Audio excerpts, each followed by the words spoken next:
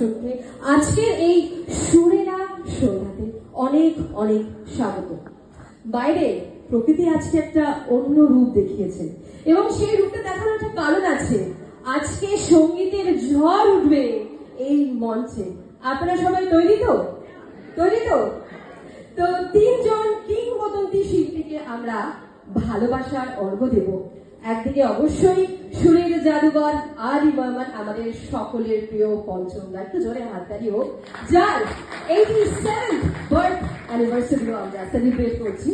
আরেকদিকে এমন একজন মানুষ যার গলায় ছিল হাসি কান্না জাদু, অবশ্যই the king, the evergreen king of the Bollywood Indian music, the one and only Kishore Kumar. একটু জোরে হাততালি হয়ে যাবে অবশ্যই। এবং আরেকদিকে আরো একজন যার সাত সুরের চেয়েও বেশি কিছু ছিল, স্বয়ং মা সরস্বতী যার মধ্যে বিরাজমান। Yes, the melody queen Asha Bhosle. जोरे हाथ ताली हो जाए। वैसे हम लोग ऐसे बोल सकते हैं